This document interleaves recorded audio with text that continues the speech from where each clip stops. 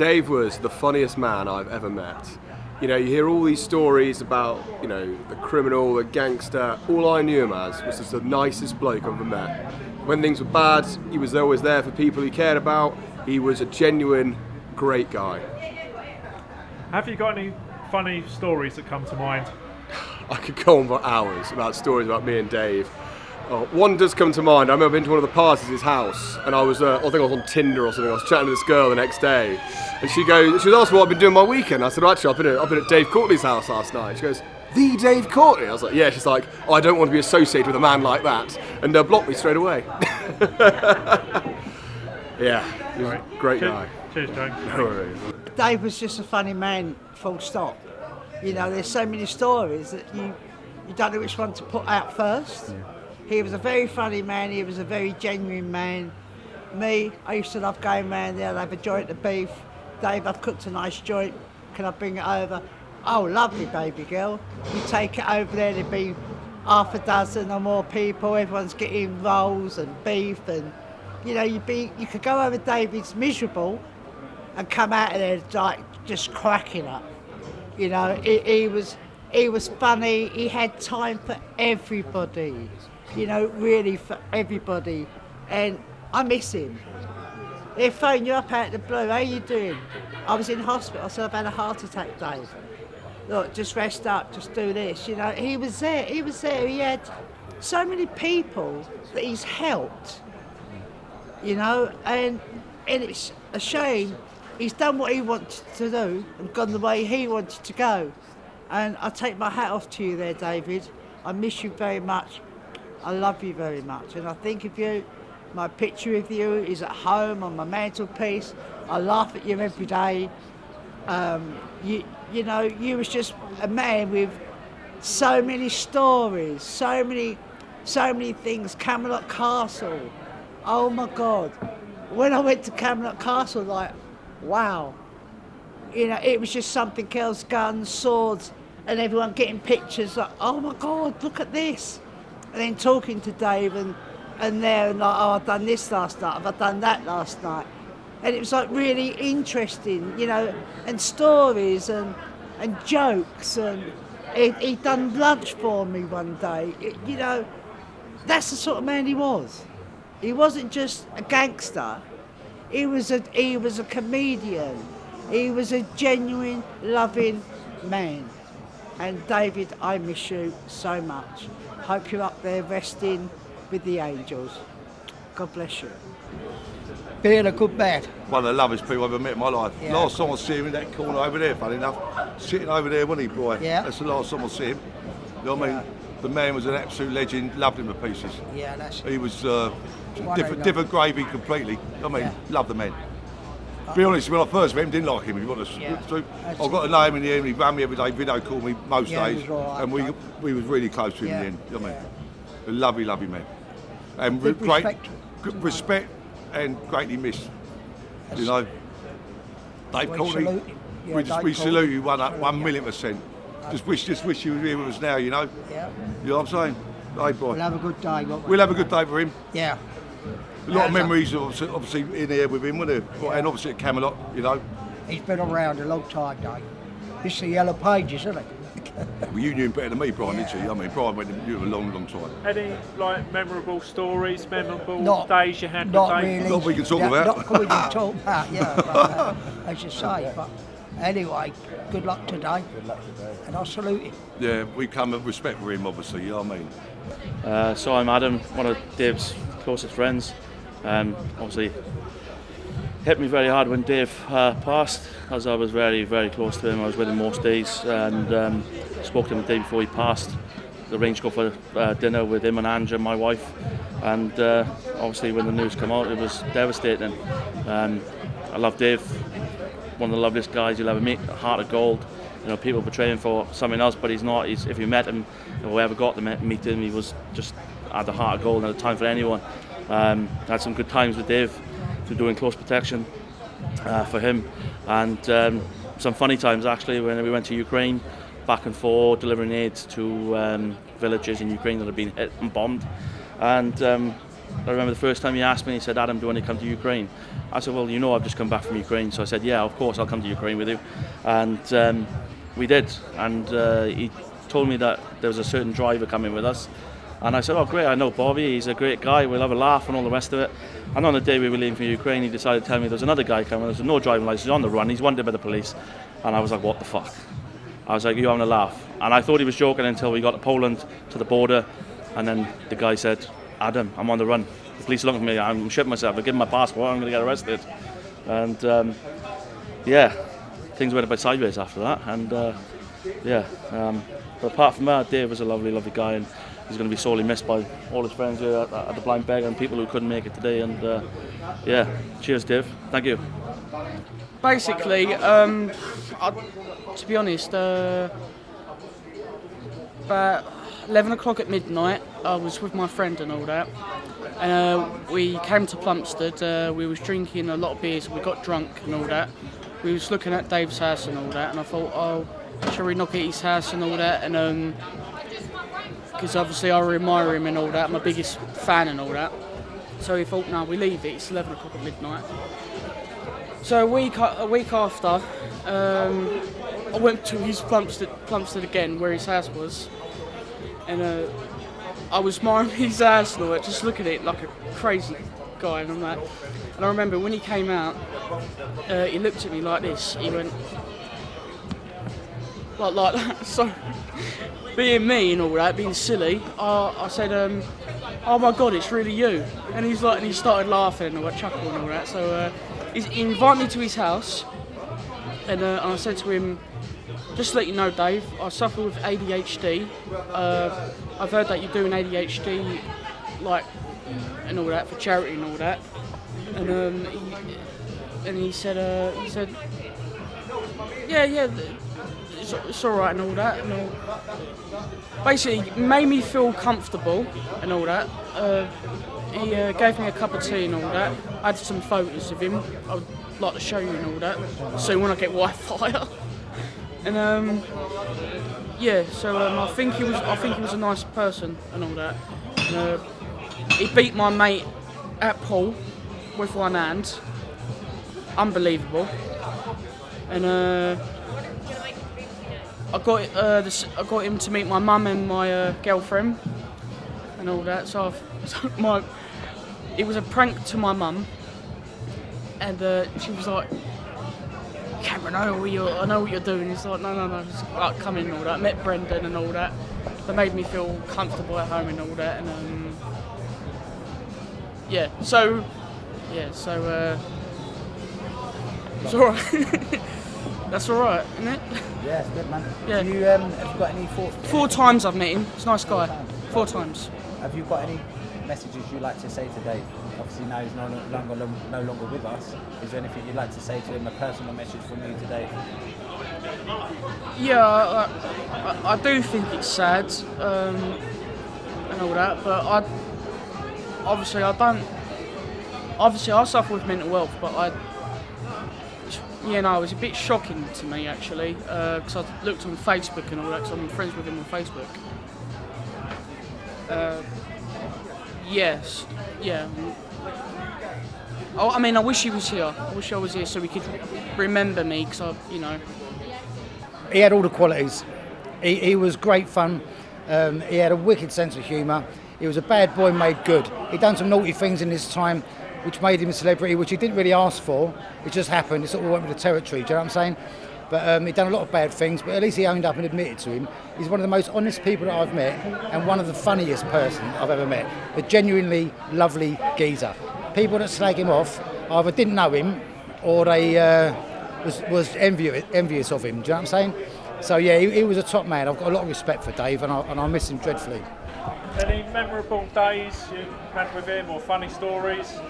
Oh, I mean, for example, his parties were legendary. You know, he had 2 nightclubs, a sex dungeon, one upstairs, one downstairs was even naughtier than one upstairs. You know, he had a lot of filming going on there, props, he used to lend out and stuff. But so his parties were great. One day he had some guy come in on the bagpipes, and he made his grand entrance with this guy playing the bagpipes in front of him. Great reception. He went right over the top, And there's lots of little things like that. It was 10 out of 10 with him. It was live life to the full or fucking forget it. 100 mile an hour all the time or forget it. I live my life like that, and it's the best way to live your life, right? Now, there was one funny thing. He was being interviewed, and this geezer had a questionnaire thing, and he was asking Dave all these questions. And one of the questions was, have you got any party tricks? And Dave went, stop being a cunt. And he goes, well, that's what it says here, mate. He goes, 1, I ain't your mate. 2, how about if I knock you out with 1 punch? How about that for a fucking party trick? You know what I mean? There's one story there, but there's so many of them. I mean, he could tell you the most horrific story, and he'll be smiling the whole time he told it. So, you know, he was a one-off. He's one of the nicest London villains I've ever met in my life, and I've met quite a few of them. But he was top drawer, mate, without a doubt. Yeah. Well, he was a proper character. So he was, what's the word? Charismatic, is it? he was loyal. He was funny. Do you know what? I couldn't even go up. I'd be going on and on all day about how quality he was. He was one of the funniest blokes I've ever met. He was always there for everybody. He was there if you needed him. He was just the top of the range man. That's all I can say, really. I could basically go on and on saying how great he was. Is there any funny stories? Any memorable occasions? We done quite a low budget film in South Ockenden in Essex. Called, it was actually like a sort of it was more like a video for a pop video, and he was there with some young girl, and he kept pissballing about, and then we done another film called Mother's Child, and that was in Hornchurch in Essex, and that was hilarious because he was at the bar, the girl was at the bar, and he's gone up to the bar and he's gone to the girl, what you got behind the bar? And she said, what are you after, sir? And he went, oh, I'm not really fussed. He said, as long as you come over and get your tits out, let's all be happy. It was the funniest thing ever, because I was actually his bodyguard sitting on the table with him, and I had all my hair shaved off, and I actually looked a bit like Grant Mitchell from EastEnders. I looked a bit weird, and I was a lot heavier then, but it was so funny because he said, sit your ass down, boy, you're my bodyguard, and the director was happy with that. So we both sat together, and he was just cracking jokes all the time. It was a proper funny shoot, actually, and that was a couple of years ago. Yeah. Right. It's quite mad.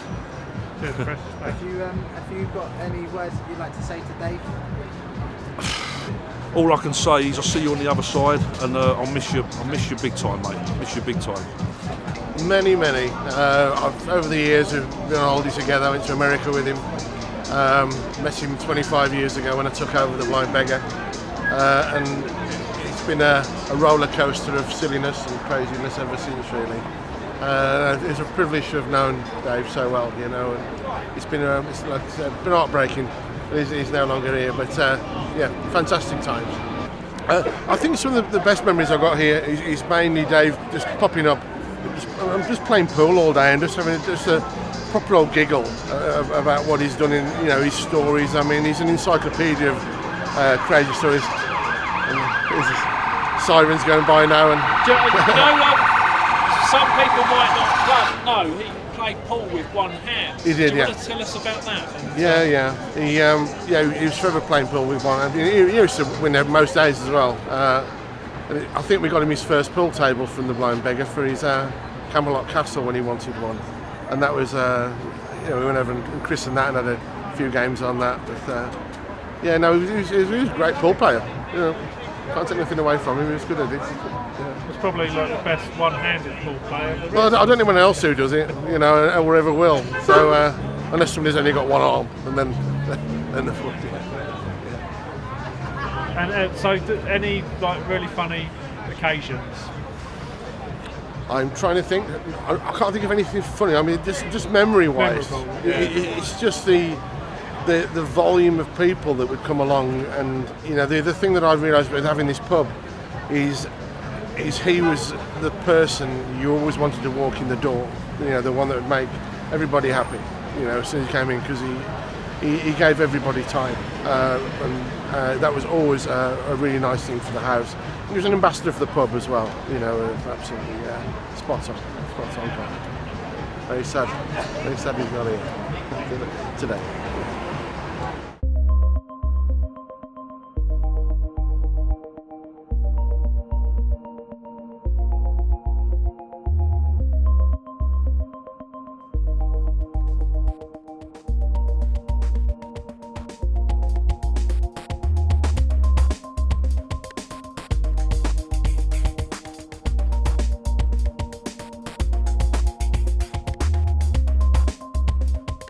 what I'd like to say about Dave Courtney is I had a lot of problems and I moved down south.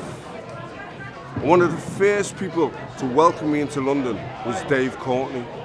Brought me to his house, had a party for me in 2017 and made me feel very welcome. He was a very warm individual.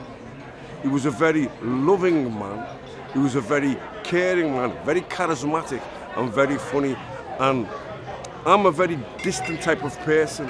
I don't make friends easy, yeah, right? But I made friends with Dave Courtney, yeah, and we've been friends since 2017. And I was so upset when I heard that he passed away. Yeah, right, but with regards to suicide, yeah, in Japanese culture it's called sabuku, yeah. When a man's had enough, or he feels dishonored in any way, he takes his own life, and it's not a coward's way out. Because the last thing Dave Courtney was a coward. He was a very brave, caring man. A man that I had a lot of time for, a lot of respect for, right? And that's why I've turned out today, yeah, to pay my respects to Mr. Courtney.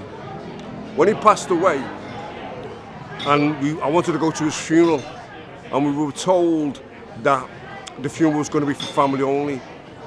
My friend Kevin Sumer and my friend Carl Crabb from Liverpool, we met at a Chinese restaurant and we had a meal. We raised the glass in Dave's honour. He was a loved man. He was an extremely cared about individual, and he had friends up and down the country. I met a guy here today, John, I forgot his name now, from Manchester. They come from everywhere. They've come from everywhere to pay their respects for Mr. Dave Courtney. Yeah, a legend in his own lifetime. A legend. And I don't use that word lightly. Dave said to me years ago, it was a serious interview, and the woman was chatting away to him, and it went on for a while. And right at the end, she said, "Dave, if you were not David Courtney, who would you like to be?"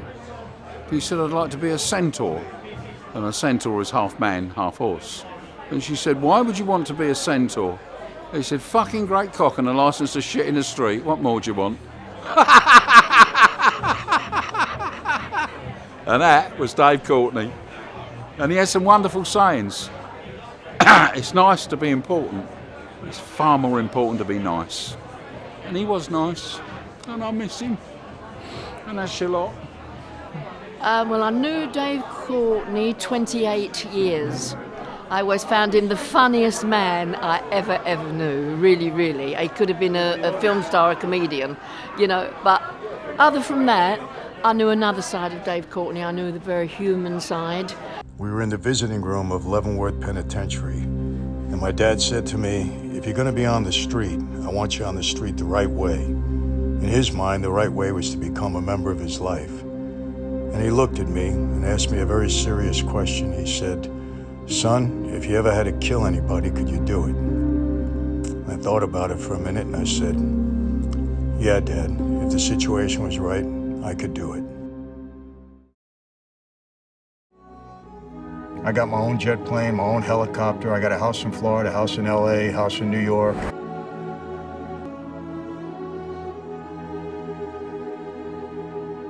I got literally 300 guys under me, ready to do anything I tell them to do. What's up, guy? And Mikey Franchese. When they talk about royalty, they talk about organized crime as its own handsome young prince. The youngest person listed on Fortune magazine's 50 most wealthy and powerful mob bosses. A movie being made by the mafia. I end up making this dance movie in South Florida. I was bringing in between $8 and $10 million a week. Now, how I got into that business is another whole story. But that's where I spotted this gorgeous young woman coming out of a hotel pool. That's where it began. One of 14 people charged in an alleged mafia loan sharking and strong-arm operation. Today, a federal judge in New York ordered Francis to jail. My dad disowns me, Persico, contract on my life, and Francis, quote, "You're a dead man anyway." Francese has pulled off quite a con job in his deals with the government to get out of prison. You are the youngest, richest mafia don in the United States. It's absolutely untrue. Real process trying to, change that mentality, change who I was. It doesn't happen overnight. Michael Franzese has transformed his life from being a powerful mob boss to a motivational speaker, youth empowerment activist, and best-selling author. He is a living testament to the fact people can walk away from their previous wrongdoing and be in control of their destiny. No matter how bad you've been in your life, no matter how lost you have felt, remember this: you can turn your life around, you can transform yourself, you can make a difference. If I could do it, then you can do it too.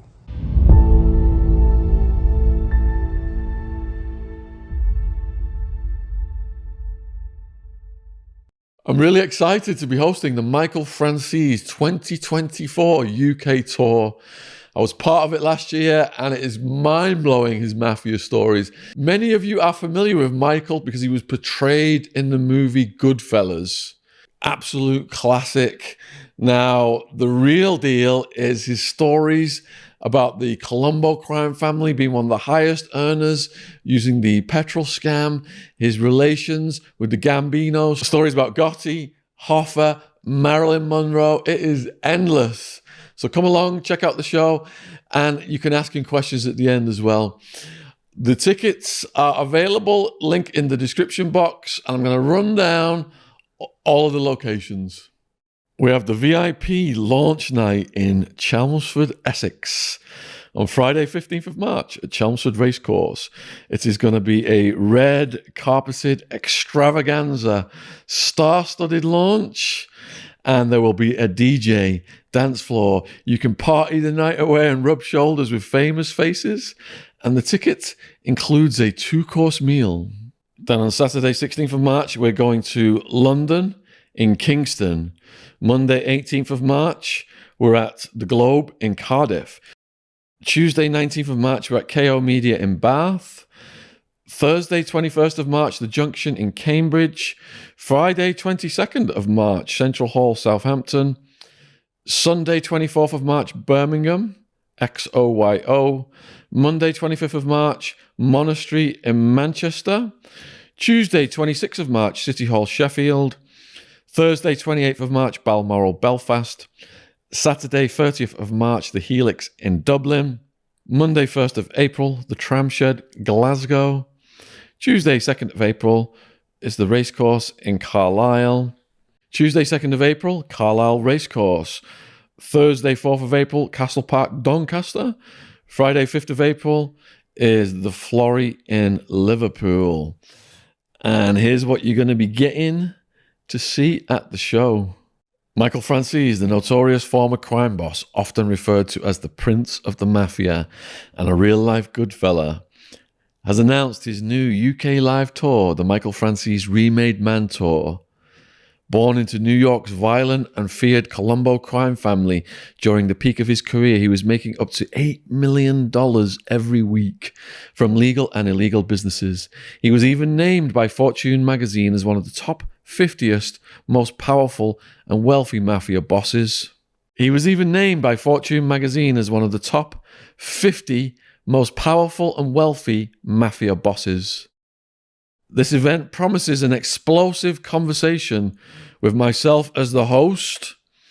It will be a no-holds-barred conversation about Michael's life, including his numerous arrests, jury trials that ultimately led to him pleading guilty to a federal racketeering charge, 10-year prison sentence, and $15 million in restitution.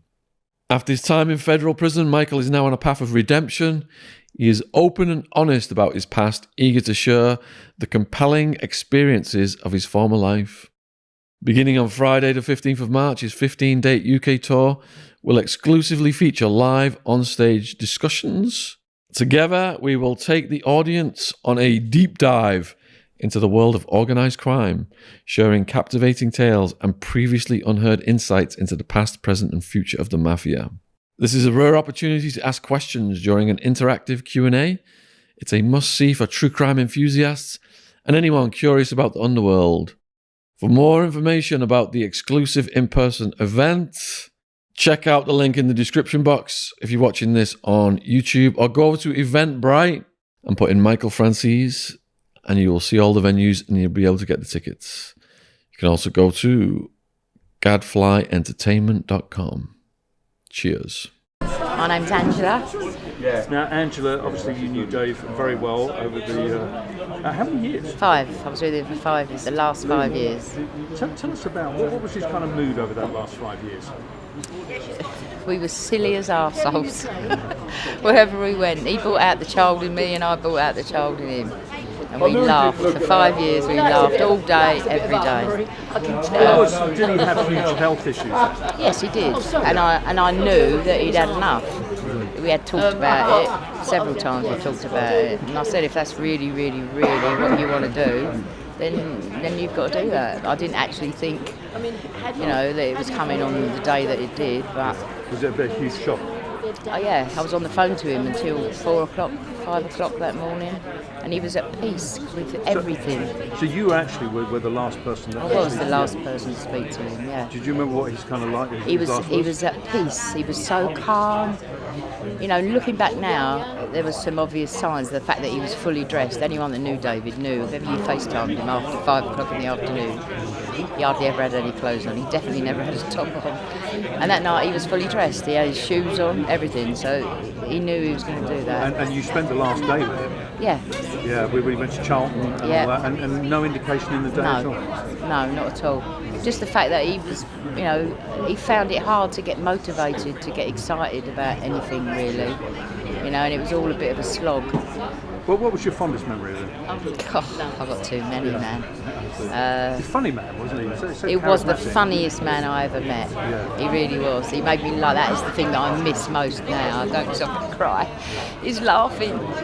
Pest. He was my Plumstead pest. He pestered me every day for hours.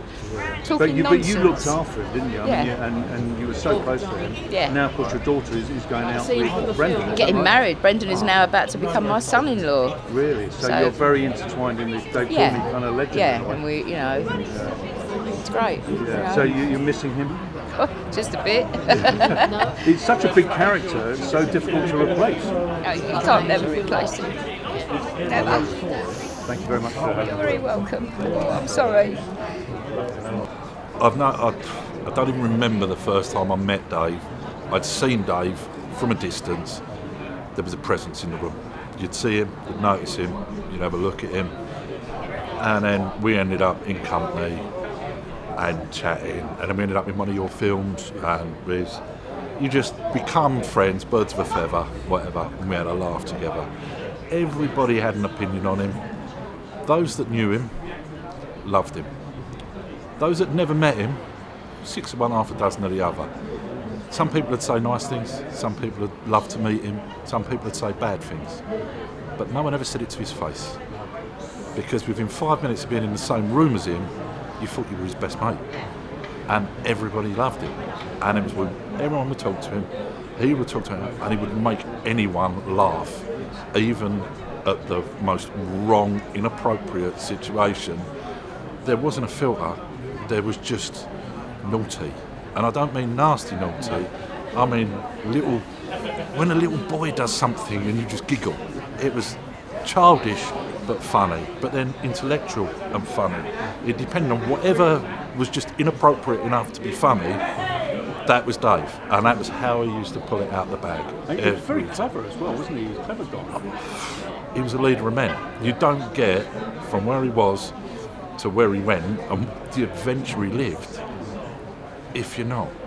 He had a few scrapes, all right, he bum hit the floor a few times, but he got back up and he kept going forward. And people just flocked to the magnet. And it was funny, and it was... It was kind of like the glue that held everybody together, wasn't he? I mean, he looked after since Dave's gone, it's very, very different. It rocked when Joey Pyle went, it went a little bit wonky. There were certain people that were going to take control of this, that and the other. Did they? I don't think so. Now Dave's gone, it's imploding. And it's not It's not the way it is. But this is here in ultimately a pub that's not really anything to do with Dave, but it's where we used to come and hold court. It was like a focal point and meeting place. And the people, I mean, I've come from Essex. Dave's from the other side of the river, bless him, poor sod, never did well enough to go straight and, you know, get away from Bermondsey, but that's where he stayed. Yeah.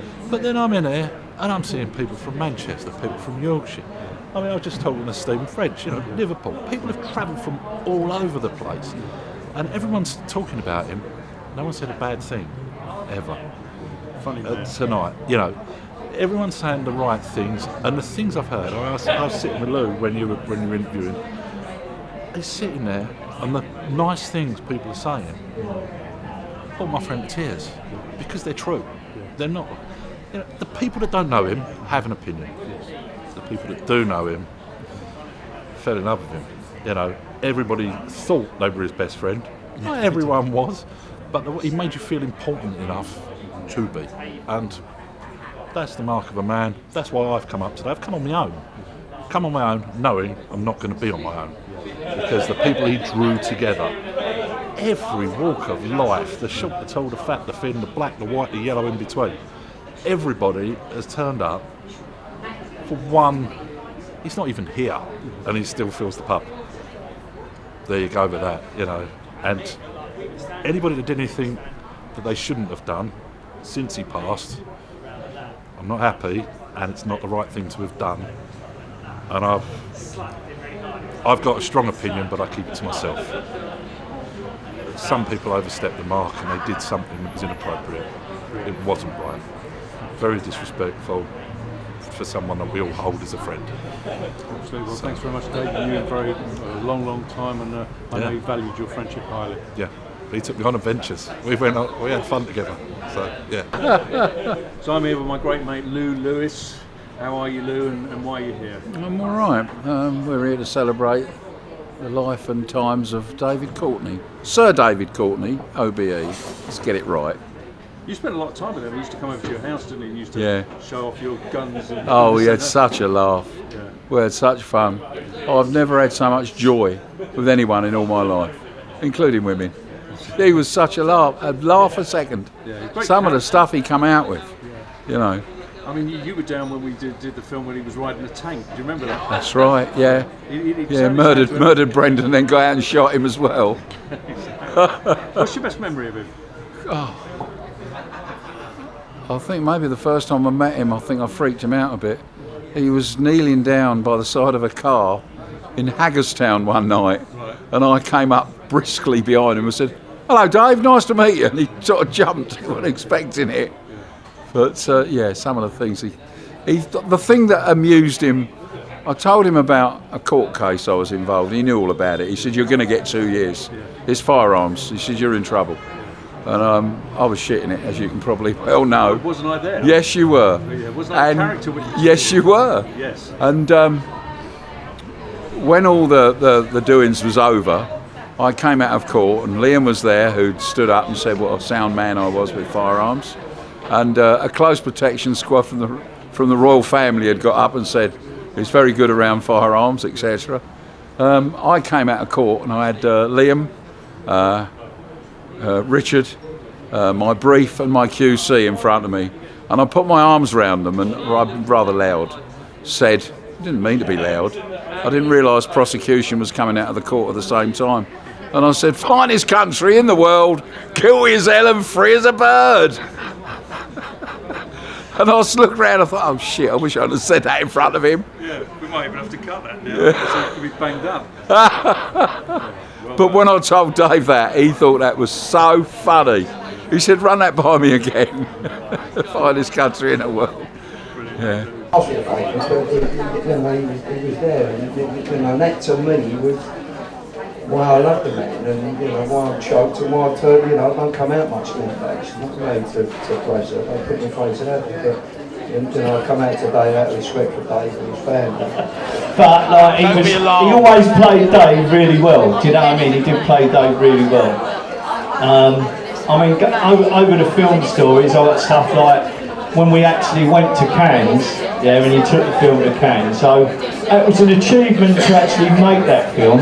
considering he was surrounded by a bunch of complete cunts most of the time, do you know what I mean? And we all bodged our way through the film and made it happen. But when we were going off to Cannes, it was almost like a sort of Only Fools and Horses episode going across the water, you know what I mean? We had a coach which was taken from the Belvedere pub, which Charlie Brady used to have, but the B fell off it, so we called it the Belvedere. Charlie organised this coach, and the two geezers driving the coach, we'd asked them that we wanted a coach 24 hours a day while we were in Cannes, because it was expensive for cabs and all that. So both of these drivers knew the score really. When we left, one of these drivers, he thinks he's on an aeroplane. He's now going, and the emergency exit's here. I had school children on the bus on my last journey. I'll speak to you just the same. And everyone shouted, "Fuck off, you cunt." And they all started sniffing gear, getting the booze out, skinning up. The driver just sat at the front with his mate. They didn't say nothing. But when we got to actually France and we were in Calais, we stopped off to get a load of booze. Now when the side of the coach is open, the actual driver has noticed there's about 30 different guns, all in bags, and he's absolutely shit himself. He now thinks that he's on some sort of fucking do to go and rob something in another country, do you know what I mean? It's like the Italian job as far as he's concerned. So you can see he's just not right, the driver now. He's a bit upset all the way there. Dave's actually saying, "Can you go a bit faster, mate? The flies are sunbathing on the screen here." But we've got the cans, and we decided we all want to go out that night. So he said to us, to the driver, he went, "Listen, we're going in to get changed, and then I want you to take us down the bottom. We're going out in the town." He went, "Oh no," he said, "my driving time's up." Dave went, "No, I don't know." He said, "We paid for the coach 24 hours. He went, "Look, we'll all put a tenner in a whip round for you, and just drive us down. You've only got to drop us there. You can go sleep for 3 or 4 hours while we're in the town." And he went, "No, my driving time's up. Where's my hotel?" And Dave lost his rag a bit. He went, "Listen, you ain't got a fucking hotel, you cunt. You're driving the fucking bus." But the bus driver now has panicked, and people had got most of the stuff off the bus, but half of it was still on there. And the bus driver's now just shit himself so much, he's jumped in the bus, he's hit 3 cars in the car park. As he's going out, he's wiped out another one going up the road and fucked off back to England. So we were all left in Cannes without a bus for the 3 or 4, well, we was there for a week. But we've had to pay another £1,500 to get a coach to come out and pick us up. And when we've actually moaned about it, they said, "Well, if you want to take us to court," that driver had a nervous breakdown. He's never actually drove a bus again. So everything that you've done with Dave ended up like there was a comedy element to it. Something happened. I mean, things happened out in Cannes that, you know, like every day there was something happened, you know what I mean? People got lost, people got into fights. Dave would actually blag his way in. We blagged our way into, I can't remember what film, it was an after party for a film premiere. But we had some guy who was dressed as a Canadian Mountie, and he was going round with an earpiece in his ear saying, "Look, Dave, I'll get you in here, just give me like 100 francs or whatever and I can organise it." But there was about 40 of us now in a group, and it was a film, I know Robert De Niro was in it at the time, I can't remember what it was, but we got into this party, but before they'd come out of the film, so because we're all in suits, they thought we was part of this Robert De Niro film, and we've all gone in, just smashed through the buffet, had all the free champagne, and then the Canadian Mountie geezers turned around and said, "Listen, it's going to come on top here, we need to get out of here." So we all had to fuck off before Robert De Niro's people come in. And I suppose that the worst one for Jenny and Courtney on that little trip to Cannes was, there was a friend of Dave's working on Hugh Hefner's boat, and he had said to Dave, "I'll get you on this boat, Dave, but you just got to go whenever I tell you to come on it." And it was fucking massive, this yacht. It had like an escalator to take you up to it, and it had like a helicopter pad on it. So the bloke's run, Dave, and we're sitting outside a little cafe with the lovely Courtney here and her mum, unfortunately, and Dave's mum, Tess. So the guy said, "You've got to come now, Dave. If you want to get on this boat, you've got to come now." But we didn't actually realise that once it went out, it didn't come back for 3 days. So unfortunately, when we did get back, Jenny had gone home with Courtney and his mum, not in the best of moods. They weren't that well received, Dave, when we come home. But I've got to say, it was a really good 3 days on the boat with the 200 playgirls that was on there. It was worth staying on there for a couple of days. That's the type of things that Dave actually helped me with, taking me through his journey of life on them exciting moments. There were so many different things. You know what I mean? They were exciting for me. I was never going to have that happen to me other than that. Do you know what I mean? So I just think, you know, we've all got to remember him for the right reasons. Miss him, love him, and enjoy Dave. You know what I mean? So we've still got a load of stuff to do yet. Adrian will probably jump up in a minute, and I think he'll do a few words, and then we're going to start the auction. But we've got some special stuff in the auction here today. This has been made just for today. So these canvases here are Blind Beggar edition only. You won't get them anywhere else. They're only one of a kind. So when they start going, then make sure you bid on them. They're well worth it. We've got some signed memorabilia of Dave's. There will be some good stuff in the raffle, which Adrian will be doing soon. So I'd just like to say thank you all for listening. Thank you all for supporting, coming out today. Raise your glasses to Dave. Never forget him and be grateful for having him in your life. All right, Adrian. Brendan McGurr, ladies and gentlemen. Coming round of applause, everybody that contributed here. Absolutely fantastic. We're going to roll straight into the auction. And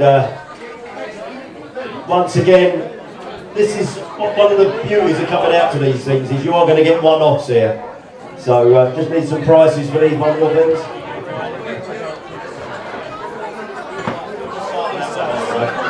Yeah. Okay, I've got a signed by the Blind Beggar, and he just heard the story of the cans. This is a picture of everybody that went. Trust me, there's every villain in South London, in Tenerife, on that bridge, they're all on there. You can play it on there, they're all on there. Lou, who remembers Lou? You see Lou on there? They're all there. Dave's in the middle, in the white. Manny Clark, Brendan. Can't see any more from him. Anyway, that is the canvas, if you're on the back. And we're starting to bid on that, 120 quid. It is signed at the bottom, it's the Blind Beggar edition. So there will never ever be another Blind Beggar edition. This is the one. It's so 120 quid. Who wants to start the bidding at 120 quid? Where are you at the back? I can't see you. Put your hand up. Where are you? Oh, sorry, I've got you, sir. Thank you. 120. Okay. Right, we got the first bid at 120. 120, 130. There we go. There we go. Anybody over there at the back? Very rude of me to interrupt you, mate, when you're talking at the bar. Thank you very much. Thank you. 120 once. We're going to start at 120. Anybody else? This is... Poppy John will definitely give us 150 for that, without a doubt.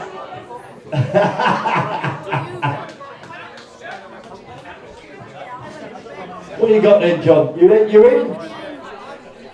He's looking like he wants a bit of convincing. Come on, you spent more on that on the T-flop. Come on. Hey. 150 over there, right, 150 over there, 150, sir. Any answer 150, the man to put his hand up. 160, there you go, 160. They've been, John's off. 160 once, 160 twice, 160 3 times. Gentlemen at the back there, like to put your hand up, give a round of applause. There we are. If you'd like to come down here, sir, we've got the card machine. Got the card machine, John, don't worry, don't be shy, come down.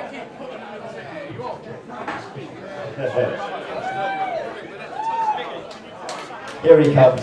Give him a round of applause. That was a collectible, that was.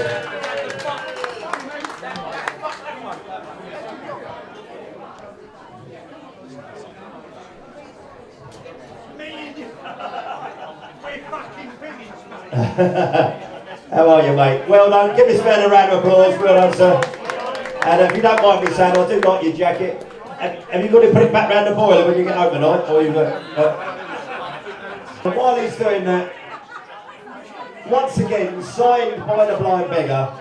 This obviously And I would imagine that this picture will outlive all of us. That's the story with this. This is your place. You've made the effort to come down here. Now's the time to invest in something. You could probably put this on the eBay for double the money in the morning. Anyway, there we are. What I say about Dave Courtney? Dave Courtney is one of the most generous and funniest men I've ever met. He'd do anything for you. He didn't care what it was. If it was serious or whatever, Dave would step in and he'd sort out the situation. And I loved him for that. I always felt like I had someone like a big brother to go to. Even though he was only a few years older than me, it was like having a big brother around me. And I can remember the time when he was sitting in the car. There was an old Bill copper, and he was a bent copper. And we all used him. He gave us lots of work, told us about different things that are going to happen. And Dave was sitting in the car talking to him, and a couple of other big doormen went past, and that was it. It came out Dave was the grass. He's a grass sitting on old Bill. Dave wasn't the grass. Do you think me, Joey Powell, Roy, Freddie Foreman, any of us would have been with Dave if he was a grass? He was never a grass. This copper made out he was a grass, and this is how it happened. We was all sitting in Dave's house, and the copper was in there happy as nut, and the old Bill raided Dave. And when they raided, they want to know why that copper's sitting there. And the first thing he said, Dave's my grass, he's my snout. And that was it. Went in the papers, big front pages, Dave's a grass, but he wasn't a grass. And he proved it later on that he was a grass. But this big doorman, big bloke, I'm going to mention his name, he knows who he is, he wanted to fight Dave over it. So we lined up a fight. It was going to be at a pub, the Old Kent Road. And the plan was, there was about 40 of us, and they were going to be in the pub. So we're going to go in there. Now, 38 of them, Dave couldn't trust no more, because he felt everyone knew each other. But he could trust me, and he could trust this other guy called Ray. And we were told up, and we knew our job. When we got in there, we had to go to a certain person and do it. And then Dave had his knuckle dusters, and he was going to do this guy. And when we got there, the doors opened, blokes were standing there with guns, and they searched Dave. They took his knuckle dusters off him, they took all his rings off, they searched me, they took the gun away. Everything got taken off. And when we got out there, this geezer's tracksuit bottoms, vest on, he's warming up, gum shield on. Dave's got Chelsea boots on, and as he's come out, he's slipping, and he's slipping. And this geezer's grabbed him, they've gone on the floor, and for about 10 minutes, he's biting on Dave's nose, and he's biting on his ear. His ear was hanging down, his nose was on, the bloke spat it out. And then Dave managed to get his hands free, and he shoved the finger in the geezer's eye, and all the blood come out. And then it got up, old Bill started coming, all the noises, so they said it was a draw, and they said to fight. I picked up his bit of nose, we stuck it in a tissue, took him to the hospital. I sat with him, and I told the hospital he got bitten by a dog in the park, a pit bull jumped on his face. I remember sitting there and he said to me, Rick, what does it look like? His ear was hanging off down here, his nose was gone here, and I flicked his ear. I said, do you want me to pull that bit off? He went, fuck off, don't, I'm in enough pain as it is. And I sat with him for 48 hours because there was a hit on him. People were going to come and do him, and I got myself tooled up, and I sat with him, and he never forget it. I sat with him all night for 48 hours to make sure no one hurt him. And he's been my mate ever since, and I'm going to really miss that guy, because he was one funny, helpful man, and he'd always do anything for you. All right, that's what I've got to say. God bless. Clint, because Brendan and a few others will know what I mean, but I can't actually tell you the whole story. I told him, what, Mother's Day, I got some new content for your evening out, and he called Brendan and he said, you're a cunt. Do you remember? Anyway, let's do it. So, what was he like as a person? Dave was, all I can say is Dave was Dave. He was a total individual. I've never met anyone like Dave. When I first met Dave in the early 90s, I didn't like Dave. But Dave knew I didn't like him, but we ran in the same places, right? But by the time he'd got to sort of like 40, 45, he'd humbled. And he was just a really special person. A special person. He had the ability to make everybody feel special. Didn't matter where you came from, what you looked like, it didn't matter. You could go out, I've watched so many people go out and go, can I? He never, ever refused anybody a photo. He just made you feel special, even if you only met him for a couple of minutes. He made you feel special, and that was his. I think that was his ability. And you couldn't be around him. Like I said, when he sadly left us, the only memories I've got of Dave, and there's lots of them, I can never remember not gut laughing, because he'd say something in my ear that would always, no matter what situation we were in, even if it was a place where I shouldn't really be sitting there laughing my head off, he'd say something in my ear to make me laugh. He was just a special person. How would you describe Dave? Well, he's a bit of a gentleman, really, for what I heard about him prior to this. I mean, basically, my wife's known him for a long time. I've probably known him for 6 or 7 years. But I used to do all the naughty things years ago, and I used to hear about Dave in the background, but never actually. I probably crossed him somewhere along the line, but never actually got to know him. But I got to know him in the last 7 years. Last 7 years, and he's such a character, and he's fucking up. He's pissed me off because he's left me and left her. Yeah, I miss the guy. Any memorable nights or stories that you can remember that you'd like to share with us? All I'm going to say for the tape is I love Engelbert. And that's one of the funniest stories I've heard with Dave. And maybe in time, the story of Engelbert Humperdinck, please release it. Will come out, because I think that's one of the. And a year ago, last Mother's Day, I forgot Dave was coming to my house because I went out and got a bit drunk with my mates. 11 o'clock that night, my door knocked, and I went, "Who the fuck is here on my door at 11?" I opened the door, he went, "Hello, babe," and I went, "I forgot you were coming." He was like, "You can't." Anyway, I said to him, "I've got some new content." Because I've been to a few of the evenings with Dave Courtney out in Spain and here, and I said, well, I'd heard a lot of the stories, so I said, "I've got some new content, Engelbert." And he phoned Brendan and said, "You're a cunt," for telling her that. But I said to him, "Dave, you know I am going to come to the next evening with and stick my hand up." Unfortunately, there wasn't another evening with Dave. And I'll miss him forever. Forever. I didn't really realise what a funny man. I didn't realise that, but not until actually he's gone. And think back of all these scenarios he was in and stories I've heard. He was a bit of a gentleman, really. He was. And he was very switched on. He wasn't always a gentleman. He was very switched on. He turned out to be one of the most humble, lovely geezers I've ever had the pleasure of being around. Cheers, that was brilliant. Thank you. Story there. Junior at the event here to remember Dave. Just going to ask you first. You're out and about now. How was that for you, being inside? It was all right, wasn't it? You know, it's part of life, isn't it? You know, it was a complete get-up. Old Bill, basically, and with some other rat, fitted us up. You know, it was a blatant fit-up, and they was trying to put me away for 14 years. And a 5-week trial, spent about £5 million keeping us in and everything else, and the jury laughed at our call. Thank God the jury see what it was. It was a complete get-up. You know, the guy.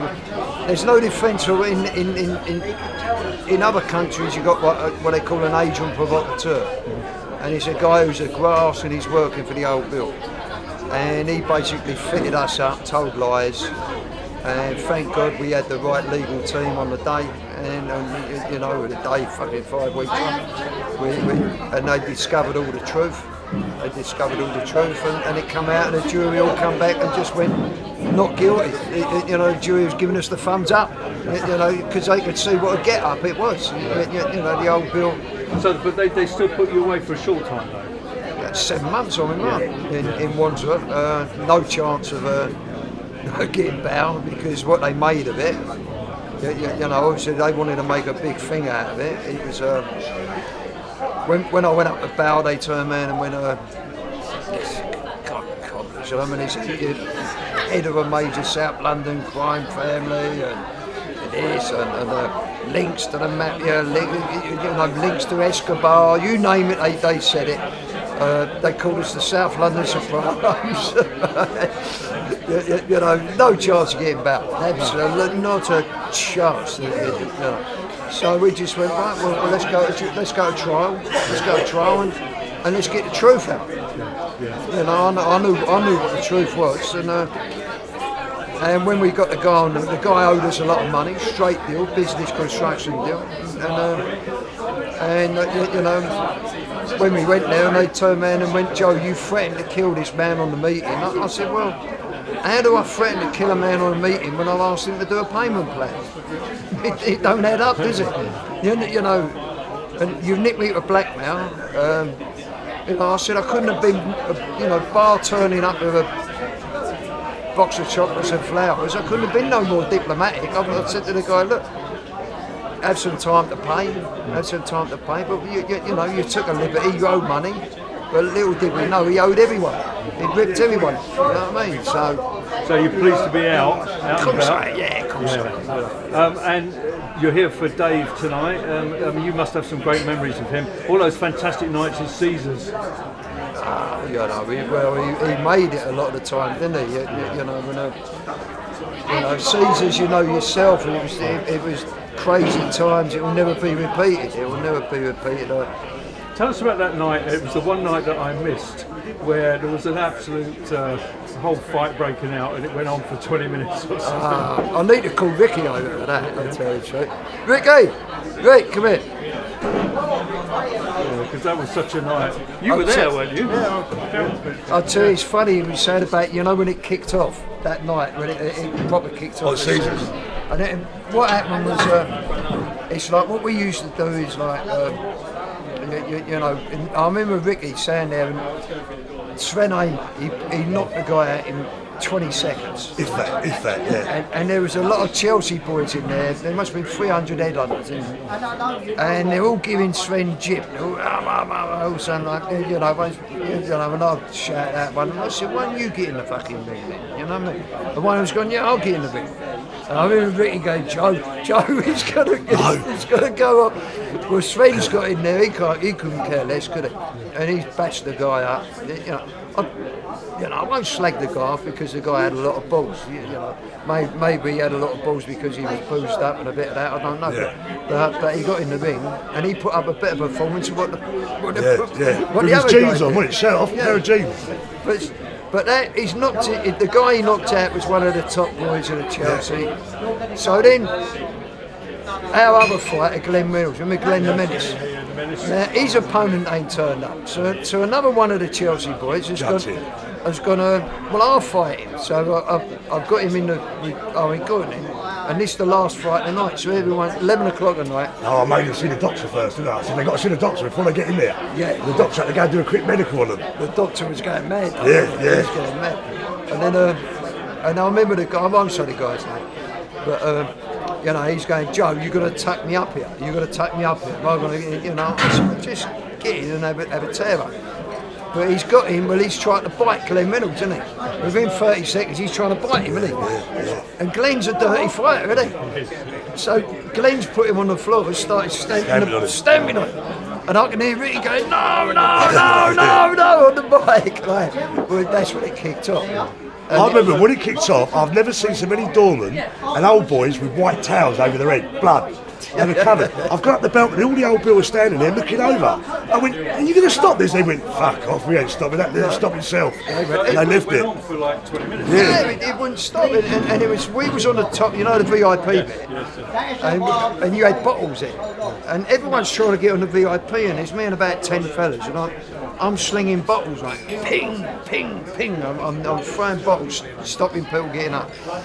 And then the old Bill turned up outside. And the old Bill went, no, we'll let them bash each other up and then we'll go in. You know? The old Bill would have. And that's the night I mentioned about the governor, wasn't it? who wants to be the governor? Who wants to fight for the governor? And that's how it all started again, didn't it? Great nights. But it was crazy days. You know what I mean? You'll never repeat. Caesars was the mecca of unlicensed boxing. Nobody could compete with it, could they? No, that was the best venue. So many great nights of fights. Absolutely brilliant. And Norman Buckland having his big fight out in the audience, wasn't he, as well, if I remember Yeah, correctly? Norman. Pee-wee's dad, wasn't it? Pee-wee's dad. It was always rows, wasn't it? There, you know, Dave getting up doing the auction, you know, auctioning knuckle dusters. Yeah. Do you know what I mean? You know, and come round my house. I remember he used to say to me. He said, look, who wants to bid on a night out of my house? He said, I'll get you high, I'll get you pissed, and I'll get you laid. And you'll be in rehab by Monday. That's what he said. Yeah, good day. Thank you very much. I just want to ask, and also you had a couple of fights there, Joe. You won a couple of fights there, didn't you? You went in the ring. It was a funny story, really. Like, I'm promoting it, wasn't I, me and Ricky? And I bashed the guy up once, I put him down about 10 times in the first round, and I was fucked. And I come back to second round, I went to Paul Bartley, I said, if I don't knock this prick out in 10, 20 seconds, I said, I've got to quit, I'm so tired.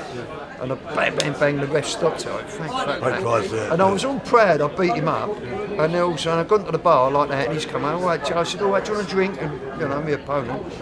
And he turned around, he turned around, he went, "God, I had to lose, didn't I, Joe?" And I went, I was like, "I've just been training 6 weeks." I went, "What do you mean you had to lose?" He went, "Well, if I'd have beat you, I'd have ended up in the fucking dustbins at the back of the fucking back of the venue." I was a little bit gutted about it. I was like, I thought I'd bash you up the wheel, you know what I mean? Yeah.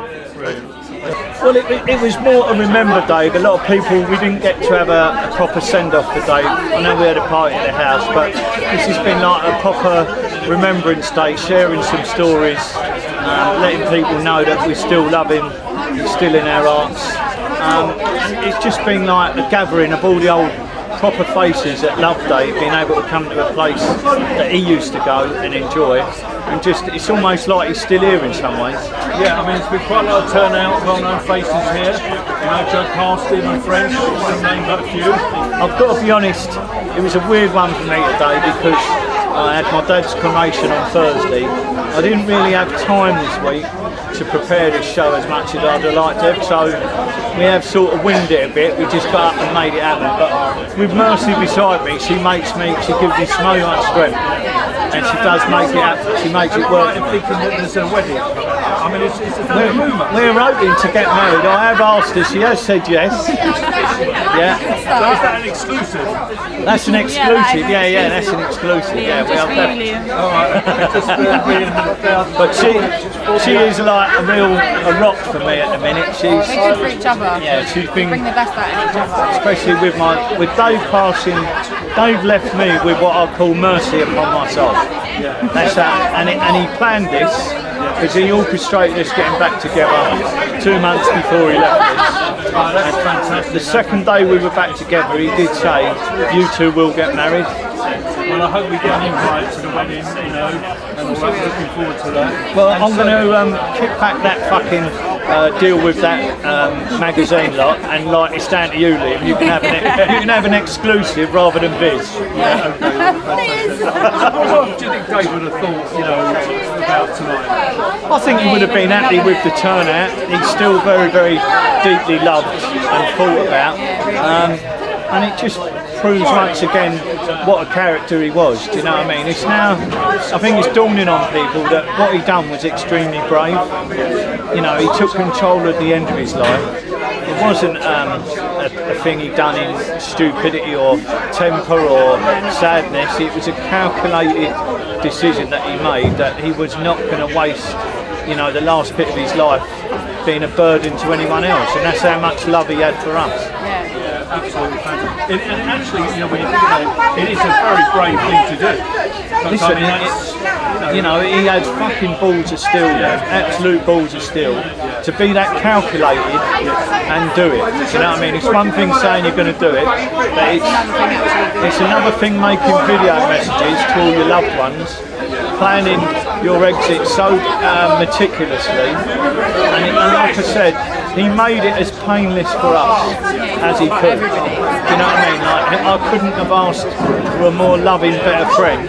And the way he left me, it left me with tears of sadness, but also with tears of happiness. But you're going to keep his memory alive. I would do everything. You know, his memory will live through me until the day I die. Fantastic. So in the future, you're going to be going out to do talks and things like that? Yeah, that's the plan. We're going to go out and, as I say, I didn't have a lot of time this week to prepare myself. It's a different atmosphere here. It's very, friends, very lively. It was, yeah, but I enjoyed it. Yeah. It was nice getting up, and it's like anything, you get better at it the more you do it. So, well, you are also a podcasting expert, so that will.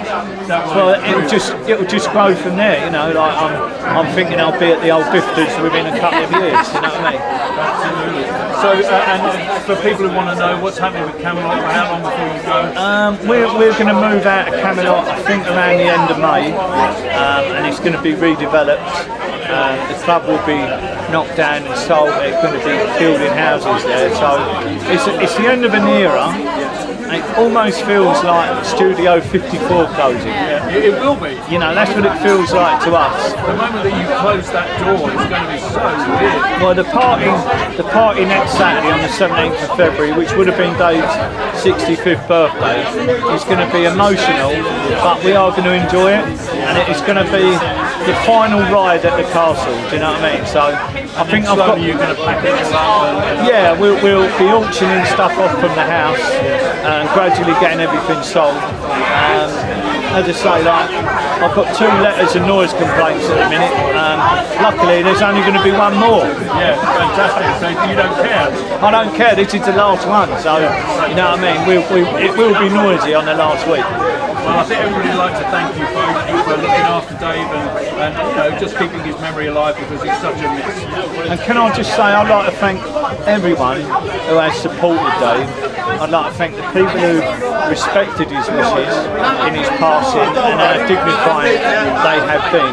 I'm very saddened by the ignorant people who chose not to be like that, and unfortunately that's just the world we live in. There was always a minority of dickheads who fuck things up, do you know what I mean? But as you can see today, you know, there are 200 or 300 people here today, and they've only come here purely for Dave Courtney, not for me. They come here to remember Dave, and it's not just about me. Every one of these people played a part in Dave's life, and they've all got a story to tell about Dave, and I hope that we can go on just sharing those stories and making sure these people are with us all the way through, because it's about all of us, it's not just about me, and I'm very grateful to have been a part of Dave's life.